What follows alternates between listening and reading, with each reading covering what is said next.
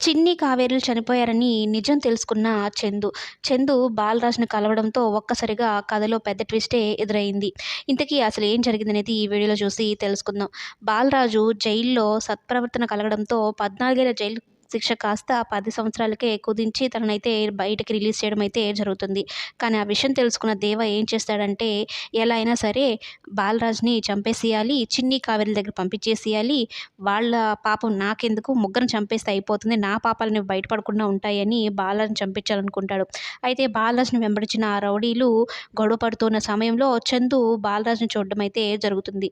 మావయ్య కదా! మావయ్యని చాలా సంవత్సరాల తర్వాత చూస్తున్నాను అని బాలరాజు దగ్గరికి వెళ్లి మాట్లాడడం అయితే జరుగుతుంది. ఇద్దరు కలిసి ఆ రౌడీలనైతే తరిమి కొట్టి పంపించేస్తాడు. ఆ విషయం దేవాకైతే వాళ్ళు ఫోన్ చేసి చెప్పరనమాట. ఇంకేమనుకుంటాడు, బాలరాజు కూడా చంపేస్తుంటారనైతే అనుకుంటాడు. అయితే చందు బాలరాజుని చూడగానే మావయ్య అనగానే, "ఎవరు నువ్వు నన్ను మావయ్య అంటున్నావు" అంటే, "నేను చందుని" అని చెప్పగానే ఒక్కసారిగా మొత్తం గుర్తు చేసుకుంటాడు. ఈ దేవ జైల్లో ఉన్నప్పుడు బాలరాజు దగ్గరికి వెళ్లి చిన్నిని, కావేరిని చంపేశారన్న విషయము చెప్పడంతో ఒక్కసారిగా కుప్పకూలిపోతాడు. అది నిజమా కాదా అన్నట్టు హాఫ్ టికెట్‌కి ఫోన్ చేసి కనుక్కుంటాడు. నిజమే అన్నా అని చెప్పని ఆ అబ్బాయి బోరున ఏడవడంతో ఒక్కసారిగా కుప్పకూలిపోతాడనమాట. తన వాళ్ళంటూ ఎవ్వరూ లేకుండా అయిపోయారనమాట బాలరాజ్‌కి. అటువంటి సమయంలో ఇప్పుడు చందు మామయ్య అంటూ వచ్చేసరికి తనకెక్కడో ఒక ప్రాణం లేసినట్టుగా అనిపిస్తూ ఉంటుందనమాట. చందు ఏమో రండి మామయ్య ఇంటికెళ్దాము, మాటల్లో మాటల్లాగా కావేరి అత్తయ్య, చిన్ని ఎలా ఉన్నారు అని చెప్పగానే ఒక్కసారిగా కళ్ళ వెంబడి నీళ్లు పెట్టుకుంటాడు.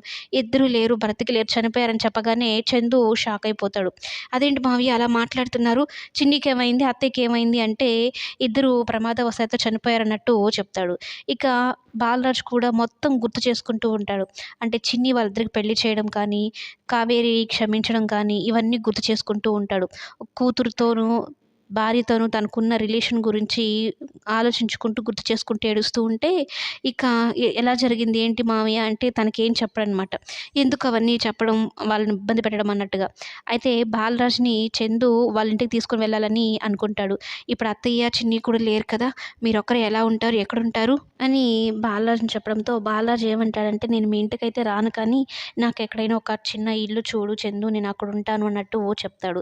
ఇక సర్లే ఇంటికి వెళ్తే ఖచ్చితంగా బాలరాజు విషయంలో గొడవ పెట్టుకుంటుంది. ఎందుకు అలాంటి గొడవలన్నీ అని ఇక బాలరాజు ఎక్కడైనా ఒక చిన్న రూమ్ అయినా చూడు అని చెప్పడంతో, సరే అని మావయ్య ముందైతే మీరు రండి అని చెప్పని ఒక రూమ్ అయితే తన ఫ్రెండ్ వాళ్ళ రూమ్‌కి తీసుకొని వెళ్తాడనమాట. అక్కడికి వెళ్ళిన తర్వాత రోజు చిన్ని ఫోటో చూసుకుంటే గానీ చందుకి నిద్ర పట్టదు. ఒక్కసారైనా వాళ్ళందరిని గుర్తు చేసుకుంటూ ఉంటాడు. బాలరాజ్ కోసం చందు కూడా ఒక రూమ్ అయితే చూసి పెట్టడం జరుగుతుంది. ఇంకా అక్కడి నుంచి ముందు తన కర్తవ్యం ఏంటి అంటే దేవా పని పట్టడం బాలరాజు ముఖ్య ఉద్దేశం అనమాట. అలాగే హాఫ్ టికెట్ కానీ, వాళ్ళ పిన్నమ్మ కానీ ఎక్కడున్నారో కనుక్కోవాలి.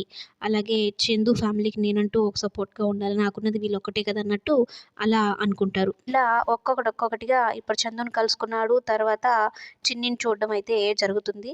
ఆ తర్వాత కథ ఎలా ఉండబోతున్నది అనేది చిన్ని బాలరాజుని గుర్తుపడుతుందో లేదో కమింగ్ ఎపిసోడ్స్‌లో చూద్దాం.